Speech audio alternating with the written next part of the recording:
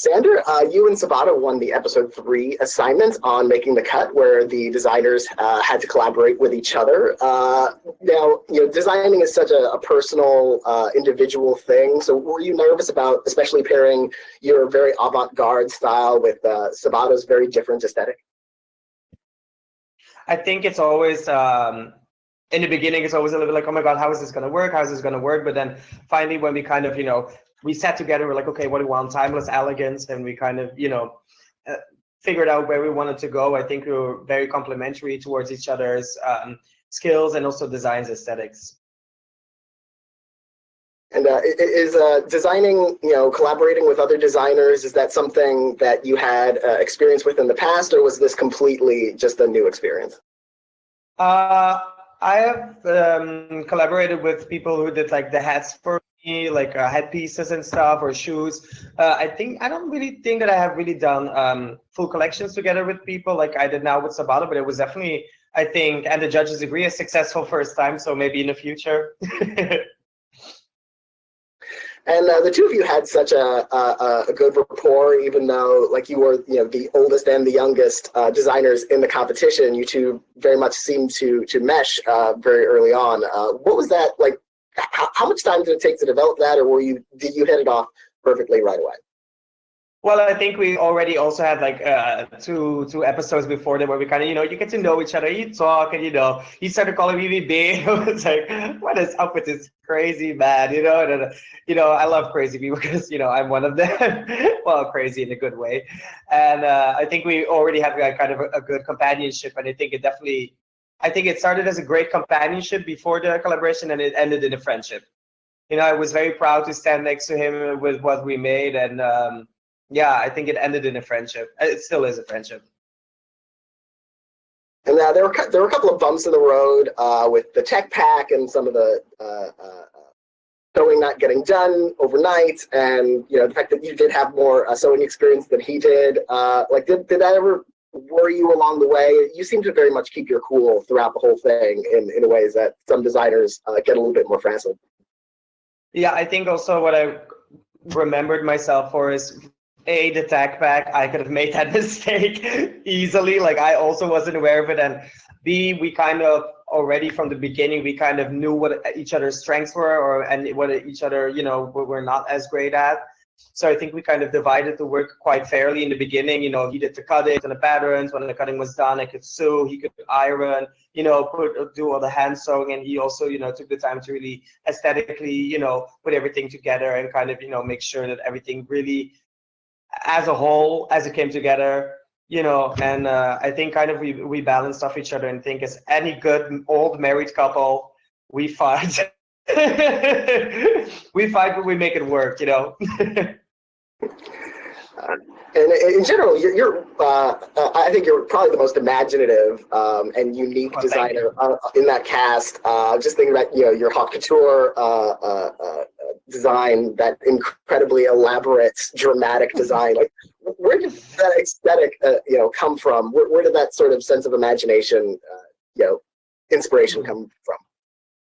Well, I think because I used to study art when I was in high school, and I was always like, oh, I'm going to be an artist, like I'm going to paint and, make sculptures and do, that whole thing with my life. And then I was in my last year, I was sitting in the room with, these paintings, and I thought to myself, like, oh shit, I have to like hang out in museums the rest of my life now. And, I kind of wanted my art to be much more maybe confrontational in the way of something that you almost like see in the street, it hits you like bam, like a great outfit. Like I wish my paintings could walk out. So I think that has always been kind of my going point since the beginning. And I think that's why I think maybe my head or my creative aesthetic open to the maybe not so traditional forms of clothing, because I kind of come in from, a completely different angle. And yeah, I think that's where it mostly comes from. And then, to go from that high of winning that challenge to then all of a sudden you have to make a single look using leftover fabric in 7 hours. And like, what was going through your head? Did you feel confidence going into that, or did it feel just like, okay, everything is out the window because this is completely unprecedented? yeah, I was like, well, there goes our win. You know what I mean? Goodbye, happy times, goodbye. But I thought it was also at that point in the competition, I thought it was crucial to kind of really do a challenge like that, you know, because it, I thought it was a great idea to do a challenge like that, and I wasn't really confident going in, but confident in the way of like, oh, I'm gonna nail this challenge. It was more something that I was like, okay, I'm excited about this, and let's see, you know, let's go. I want to say cursor, but it, you know, like go straight ahead, you know. I was excited for it, and I think it turned pretty good. I think a lot of people showed a lot of beautiful stuff that runway, especially considering, you know, the 7-minute pop quiz adventure it became, you know. But I think it definitely was a good thing for all of us. Have you ever designed anything on such a short time frame? Like not just in you know the 7-hour challenge, but even just 2 days. Like that itself is incredibly challenging. Oh yeah. But my life before this, I used to double team it with working at a hamburger place. So to me, it was very like, okay, wake up, sue, go to the hamburger place, work, and we always had like an hour break. We had like really long breaks. I don't know why. And then I would like eat my, you know, chicken dips and stuff, my French fries. I was like, you know, designing for the next collections and drawing. So half of my, I think, collections were drawn there on like some bench. But it was the Belgian McDonald's. And then I also designed a lot on the train because the times that I was in atelier, you know, I wanted to, you know, sew as much as possible. And, you know, you kind of can draw anywhere and everywhere. And to me, I think inspiration has never really been a problem for me out of all things in life. That has never been one. So yeah, designing to me goes really quick because I mean, it lives in your head, or with me, it lives a long time there. Once it reaches the paper, it's been there for 6 months. It's like stores right here in the back. So once it's there, it comes out. And your ideas can be so elaborate and complicated. Do you ever worry like, you know, the inspiration doesn't come difficult, but does knowing how to fit that inspiration to like a 2-day challenge or a 7-hour challenge? Because even that 7-hour look was fairly elaborate, and you know, for the time that you had, like, do you ever bite off more than you could chew? Sometimes almost with the couture dress, with the donut dress, or the scrunchie, or the birth canal. I don't know how many names the thing already has, but that one I was like, oh my god, this is going to be difficult to pull off because it was completely lined on the inside, and just to make everything just keep up. And then it was with the paper because I forgot to buy the fusing, and also the thing is I always design things, and especially also on the show, I design it and I don't have any patterns, so I just start from just a sheet of paper, and then I first make the pattern, and then I cut it into the fabric, then I start the sewing, then we do all the finishing. So it's always an elaborate process, but I also wanted to really push myself on the show, and I thought, like, you know, if anything, I want to show at least my best work till that day, you know. I didn't want to play safe, and if I had to go home for that by the 4th episode, I definitely would. I would have probably gone home if I knew that I really, you know, did my very best that I could do, and really, you know, wanted to push myself. But thank God, up until now, I have survived.